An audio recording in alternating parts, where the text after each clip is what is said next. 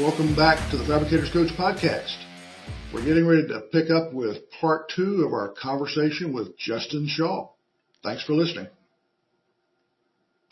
I talk to so many folks that when I start doing an assessment, or a really deep dive into their business and what's going on before we actually start working together, I start asking questions, and the stress, you can just see it almost like a thermometer going up higher and higher.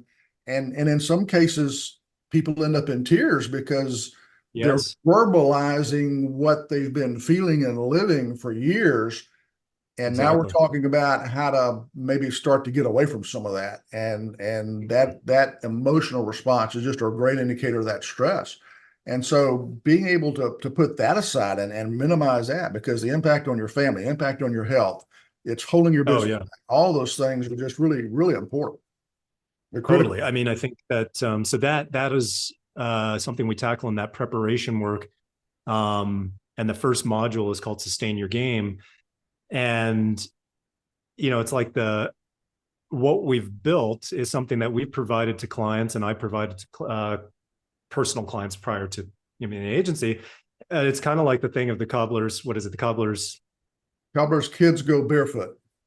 Yeah, have no shoes, right? And so I've had the ebbs and flows of decent high performance habits, of following my own systems, and then I fall off track myself. And 2023 was a challenging year for us as well, for myself personally. Everything you're saying resonates with what I've gone through. You and I have talked about it in personal conversations, and so I knew that when we would update our program and take a more holistic approach, the really enjoyable thing about that is I built it for our clients and for myself, personally. So it's been really fun to, I've got to walk the walk, right? In terms of everything that I've put together here, I've used before and fairly consistently, but we all fall off off track. And now sort of the environment of helping to keep others accountable helps me to keep myself accountable. But and I'm glad you brought that up, because that's something we do tackle in the best year ever, the core vision element. There's elements of that. We say that if you're in, a partnership, or you have a spouse or a long-term relationship, or depending on whatever your core family unit looks like, there's elements that should be co-created and or at the very least reviewed with them. So you go through this, and that goes in combination. See, we've got the best year ever plan, and then the perfect week. I worked with a guy back in the health and wellness industry. His name's Craig Ballantyne. And he was like one of the writers for Men's Health, for example. If they needed, an expert, to write an article, he was the guy that they'd go to. He's gone on to be a best-selling author, and he wrote The Perfect Day Formula and then The Perfect Week Formula. Both great books. And so I was previously doing something like this, and then he went out and wrote the book. And that's another great pickup for people, because that's really to get ownership of your time. That's such a key in all of this, and so kind of goes beyond just the work. It's you have your AM rituals, your end of day rituals, which for me, one of my end of day rituals that I need to have is that transition time between work and when you walk through that front door, and show up for your family, is what do you need to do to decompress, to make that transfer to be successful. And so those are some of the things that we include in that are really important to be able to sustain your game and in your best year ever. And even those of us who, part of what you're talking about is you're writing this for yourself as well. And I like that aspect, because even those of us who coach business owners have got to do this for ourselves. As you're talking, I'm writing down the names of these books. I'm taking notes, because it's like, okay, I've kind of gotten away from some of that in my business, and it's always good to, even those of us who sometimes like to think we're experts or like to appear as knowledgeable sources, whatever you want to say, we fall short too. So I think as shop owners consider, jumping into something like this, I think it's important to realize you got to give yourself a little slack here once in a while, because we're all human. We're going to have ups and downs. All of life has seasons. We breathe in and Yes. out. Nothing is absolutely, No. sewing machine perfect and consistent all the time. And No. so, it's the fact that, okay, we're going to take a different approach. That's going to be our focus. It's going to work better sometimes than others. We're going to work that Oh. system better sometimes than others. And so I think Oh, 100%. accepting that, I think, is really important as we go into these types of changes. Mhm. Absolutely. Part of what I'm thinking as you're talking is a lot of what you're working on is has got some parallels to the book E-Myth, which is great about entrepreneurs moving from, that Great book. craftsman or that business owner kind of transition, and then the book Traction, which EOS, Entrepreneurial Operating System, is based on. If folks are familiar with those, how would you compare and contrast what you're doing with those approaches? Because I'm seeing a lot of similarity, which I think is good. Yeah, definitely. I mean, I think that there's a lot of overlap, and I mean, those that go to a stone industry event and either have been exposed to EOS, but a very popular, uh, approach in this industry and many others, Mhm. um, are familiar with that and maybe have gone through it to varying degrees or just being introduced to it. Absolutely. I mean, find what is, speaks to you, that you can see, that you can tangibly, you know, um, implement and adopt certain aspects. Never going to be perfect, right?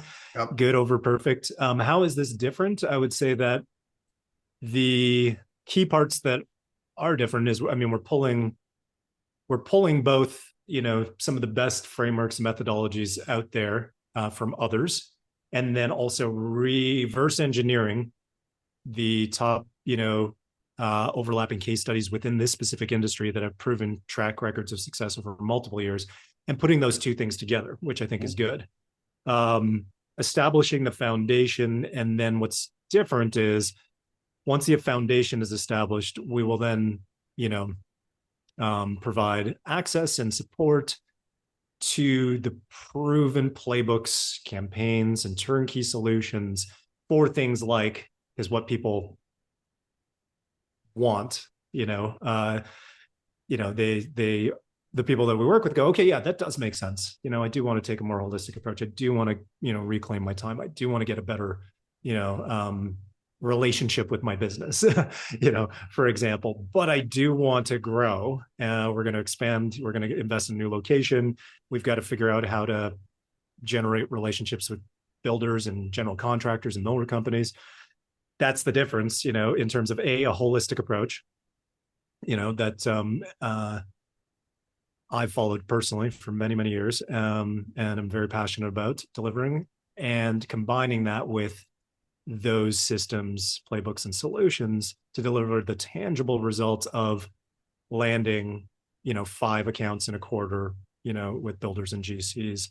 Um, and that's sort of the unique aspect of having it all in one, right? Of how all these things tie together. Are you doing, it sounds like your delivery is primarily remote, and then there's also some kind of online self-paced aspect to this as well? Are both of those true? Yes. Okay. Yes. So for the past 3 years, we've done our various programs. We've had our sales engine program, our sales sidekick program, and those have had a combination of us fulfilling everything, or helping and supporting where the client is doing certain elements, um, and or a done with you model. So it's been a combination, and we've run into that constraint of, well, got people in different time zones. Okay, this, certain members of the programs were scheduled to be here for the Wednesday call, but as we all know, things come up in a shop all the time, and then they can't make it. And so we recognize that in order for this to be able to get out there at scale and help as many shops as possible, we needed to make it on demand so they could follow it their own pace when they decide, and when they're designing their week, the best time for them to be able to go through this material and implement is 9 a.m. For somebody else, that's 6 p.m. For somebody else, that's Sunday afternoon on a quiet afternoon. So we have had an academy for 3 years. We've just relaunched it, re-recording that material. And so, yes, it's online. Everything's step by step broken down in modules that, these videos to go through. are, no more than 10 minutes really. So it's all very bite-sized, and everything has an accompanying workbook for the thing that they need to take action on to implement. And we require every shop to have a dedicated, we've labeled it installer. And so if it is a very small shop and they don't have, let's say, a leadership team, then the shop owner needs to at least have somebody that in some cases might be a front desk staff person. That person's going to be the dedicated installer to make sure that the things that are being created see the light of day, get installed in the business, get executed upon, and get revisited. And then, of course, with us helping with accountability and tracking and support. Yeah, That's really what we've created. Kind of like a champion in a project in a way. The Yeah, person who kind of owns the execution and also has the authority to allocate resources, to say, okay, Bob, I need you to do this week, exactly. Sue, and that kind of thing. So, They've been part of given the what I'm green thinking, light. Yeah. go ahead. Oh, they've been given the green light. Yeah, they need to have Yeah. a certain amount, even if it is, you don't have a manager. So you don't have somebody that's going to be what you would generally think of as being your right hand and then your installer, and it's a front desk staff person for now, that they have a certain amount of authority and ownership over outcomes and have the green light to do so.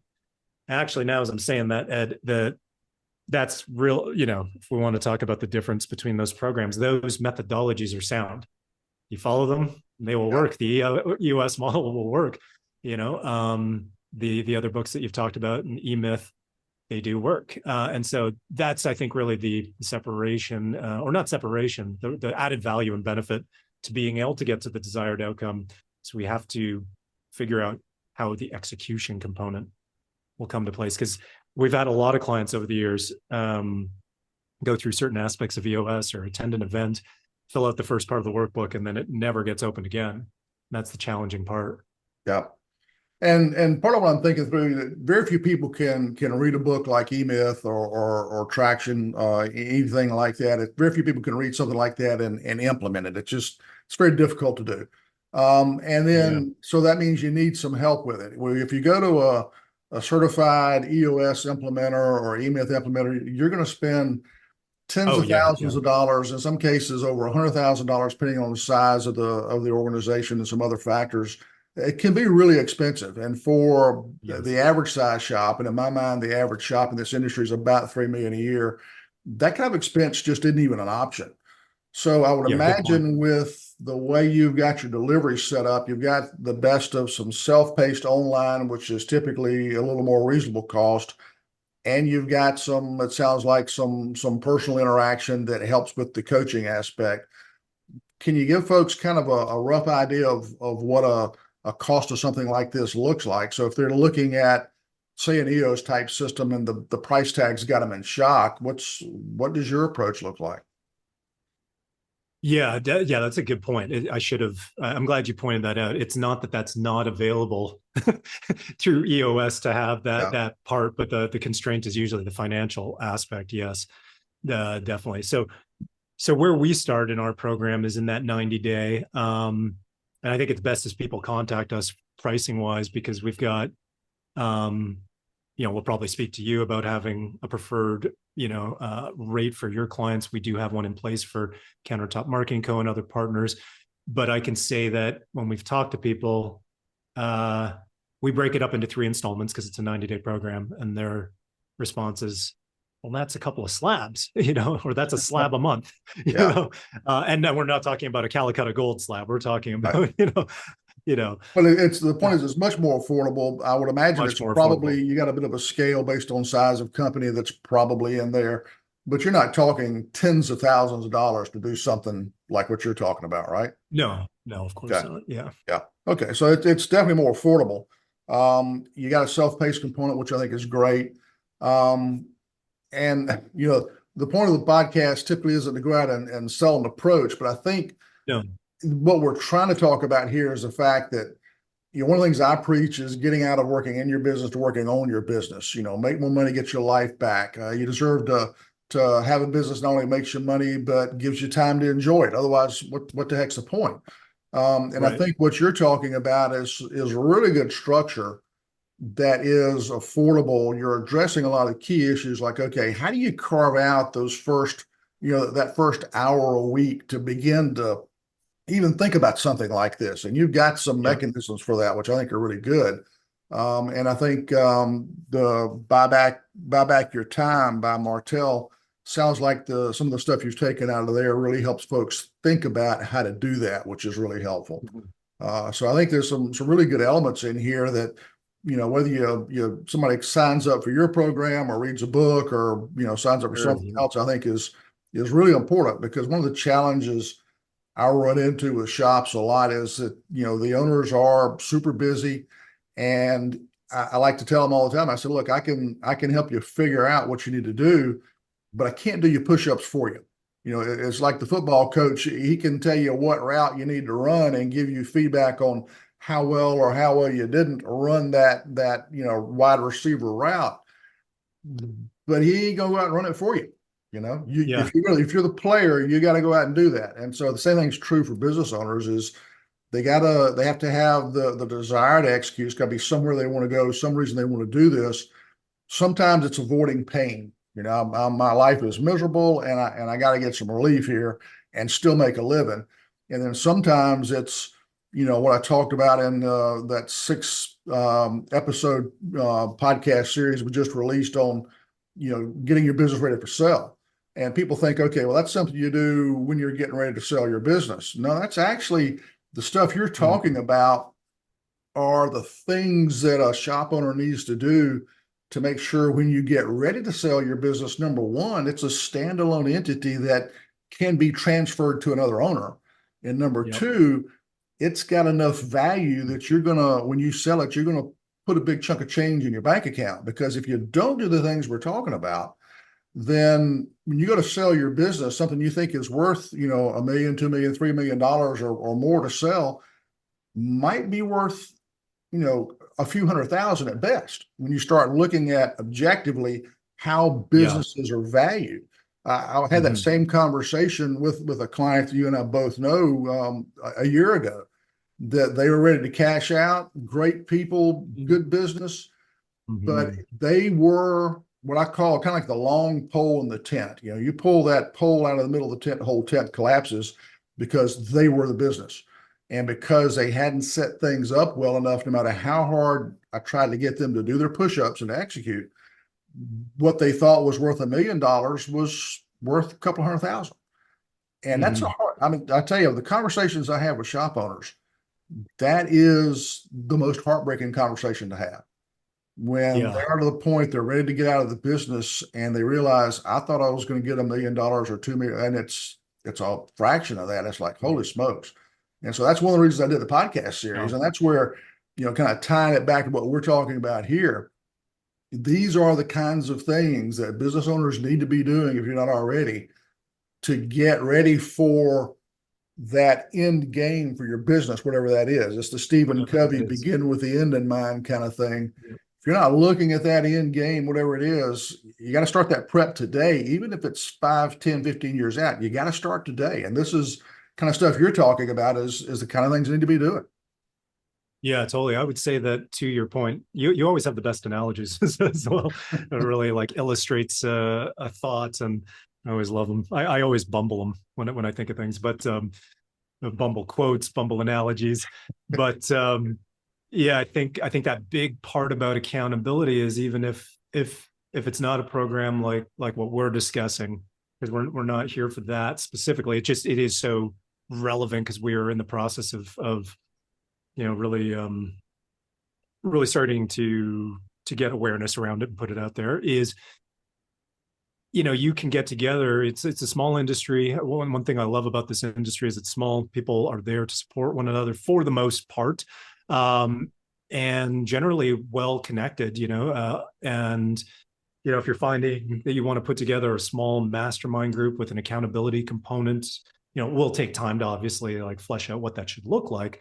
Or just having simply an accountability buddy, somebody that's in a non-competing market, was probably what would make sense. And or even, hey, you've got a customer that's a builder, but probably has some of the same problems, or somebody that's in the tile and flooring probably has some of the same problems, and there's in your local market, and you guys can get together, and work on some of these things, and have somebody that'll hold that mirror up, keep you guys keep accountable to one another. That's a good place to start. And what I would say on to, kind of piggyback off what you're saying, Ed, is when a big part when we use that word holistic to create sustainable growth, and when you're talking about those specific instances of looking to sell, is some of the work that we have our clients go through in the prep work stage. It's just this core vision checklist. It's got 5 areas in it. And so going beyond just, well, what are the financial targets? Prior to getting into that, when we were working with clients, they'd either have no goals, which is, and I'm sure you've come across that, which is kind of crazy. Well, it's, I would say that's the most frequent condition I Most run into. frequent, right? No goals. Which is insane. Yeah. Right. Or you've got some just high level financial targets. Like, okay, we're at 3 and 2024, we want to be at 5. Right. And we just kind of look back at some historical stuff and go, okay, well, the market is doing this. And so we should trend by this and we'll grow by this amount. And then that's kind of it. And then take it down to the quarter and take it down to the month. And then if we got 3 reps, we're just going to divide that by 3. And that's maybe it. Or we also, in combination to that, want to grow the size of company we are. We're 15 people, we want to be 25. Yeah. And so, that those are those goals. And then we want to sell in 5 years. And maybe, I'm sure you've had conversations like that where you get kind of the rough back of the paper napkin numbers and the big goal that they got, right? And the stuff that you just mentioned as typical goals you run into, most of the folks I talk to don't even have those. Don't even have those. Yeah. Yeah.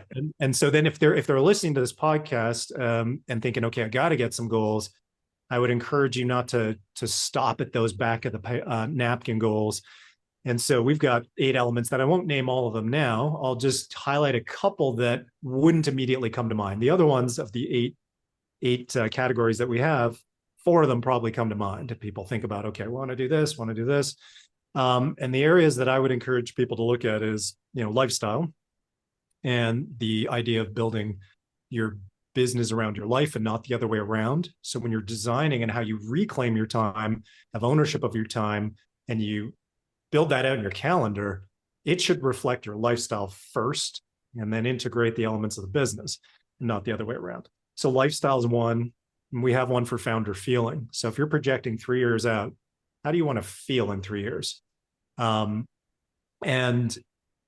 then relationships, but we won't get into that too much. But I think if I just hone in on founder feeling, that's an important one. If you're looking at how do the various goals that we have and the activities that are necessary to be taken to get to that goal, do they relate to long-term happiness? Well, short-term happiness and then long-term happiness. Because once you start to shape that and create that, and actually then start to do the work where you start to feel that, which is for many is kind of a foreign concept of like, oh, I can, I'll be happy in this in the day-to-day and not just the grind, the soul sucking. Why are we doing this? Why am I doing this? Right. Yeah. Is one, the goals that you then create are going to be ones that are linked to happiness, and you don't end up going off the wrong path to just focus on the financial and the goals that are necessary to get there and end up hating the journey along the way, or look back and why did we do this anyway? Right. And number 2 is when you go down that path of going, I thought I wanted to sell, but that was only because I didn't enjoy what I was doing. Now I've built this out and I work on stuff that fascinates me, motivates me, lights me up, helps the business. I'm able to be the visionary from EOS, right? If people are thinking about that, I've got the people in place that can help do X, Y, and Z. And I do work that, truly enjoy and that has impact and contribution. That's important as well. I figured out what my purpose is early on in this work, and I'm actually living it. Is that many of them should find that they don't necessarily need to sell, and they can be patient, and find the right deal.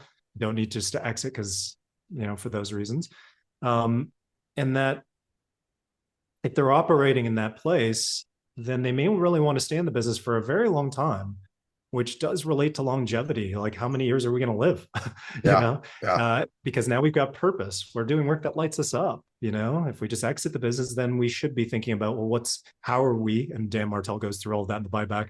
Then that 4th quadrant becomes really big because you're retired, right? Mm-hmm. And that's something we do in our program early on, is to avoid that loss of identity. If the business has been your identity for so long, you've really also got to work towards, well, what is going to replace that in each of those steps along the way? So when you get on the other side, you have a life that's still meaningful, that's still filled with, purpose, adventure, and those types of things. And to add some color to that, to kind of drive it home a little bit, I'm the skills that somebody learns going through, goal setting and the strategy and all the things that you're talking about in the business builds really good habits for retirement. I'm doing some personal coaching one-on-one with somebody who's retired right now, who's really struggling with that. This person is so used to doing responding to the business needs and doing a lot of firefighting, and now it's like, okay, I've got all these things I want to do, but I'm not accomplishing anything. And so it's the goal setting and the focus and that sort of thing. And for folks who are not used to setting goals, one kind of analogy that I use that kind of helps them think about the value of that is, you decide you want to buy a new car or buy a new truck. And so you decide on, in this industry, you see a lot of, 3/4 ton and 1 ton trucks, because part of it's ego and part of it's a necessary tool. But let's say you decide you're going to buy that Dodge 3500 dually, and you want the, crew cab, and you like the smoky gray, and you want these options. Once you kind of get that picture in your mind, that's kind of your objective. You'll notice as you drive around, it looks like every other dadgum vehicle on the road is that same vehicle, because your brain's tuned to it. And all of a sudden it starts picking out those opportunities. Not that those vehicles are for sale, but it's like this filter that turns on that really drives you toward what it is you're trying to accomplish. And the same thing is true for goals for your business. And that's why it's Yes. so important to break them down into small bite-sized pieces and not just have that long-term, BHAG. I think it's a Yes. really good parallel because it drives a lot of good behavior. Yeah. I've got one more note that I wouldn't have thought to add, that is in, the stuff that we help take people through, that if we want to have key takeaways here, I would say that this would be one of them. And that's that when goal setting can actually be sometimes, maybe I'll use the word dangerous, in the traditional sense of that traditional approach we just talked about, well, if we're moving the step beyond not having any goals and we're getting into setting goals, Right. To talk about specifically for that example of F-150, for example, and want to have this is means goals, right? If we're setting means goals and that's all we're setting is like, okay, so I want to grow to 250K a month for X reason. So my take home pay is this, so I can buy the truck, the boat, whatever it might be. Is really means goals are not, do make sense for certain elements of the business. But if we take that holistic approach, then certainly for the areas, and I think there's 4 in our training that relate to the personal elements, then you want to create end goals. And so that is really based around more of an emotion and a feeling, purpose driven. And the contrast to that is, and you can expand on that from that exact example, probably, is it's short-lived, right? In terms of so means goals can be defined, I think, as like they are within a sequence, right? And so it's the lily pad. So I need I think I need take home pay of X because I want to, upgrade the car, really want to get the boat, go up fishing, and those types of things. But it really isn't the end goal. Well, I enjoy fishing, that solitude, peace that comes with that, all of those things. That's really the feeling state that you want to have. Yeah. We may not always hit all of our goals, but if we focus on what the end goal is, we can find that in other ways, right? And bring those into our life earlier. We don't have to wait 5 years for the boat. We can start to look at what are the other things that give me the same sense of solitude, of tranquility, time away from the business, that type of stuff that's out in nature. You can still gain access to that in other ways. So I just kind of overly simplified that, but end goals over means goals, I think, is And important. for all the macho guys that may be listening to this, it is okay for guys to have feelings and to express them. In fact, there is a real danger if you don't do a certain amount of that. I won't go any further into that. I've got some examples of that too, but yeah, it's, don't be scared of that. To kind of wrap this up, we've covered a lot of really good points. I think it's an approach that is needed not just in this industry or small business, but I've seen it in other small businesses that I've worked with over the years. I think it's a very sound approach. I like that a lot. And again, we're not here to sell Justin's program so much as to get listeners thinking about taking this type of approach to your business. Find somebody you're comfortable working with, find an approach you're comfortable with, find something that you're willing to, somebody you're willing to work with to help you through this. Because it's quite frankly, it's damn tough to do it by yourself.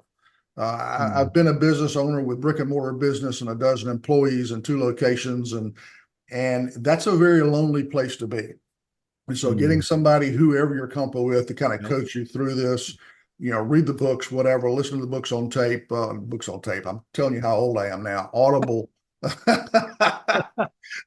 books on tape. I love it. Oh boy, cassette tape in the dashboard of the car. Yeah.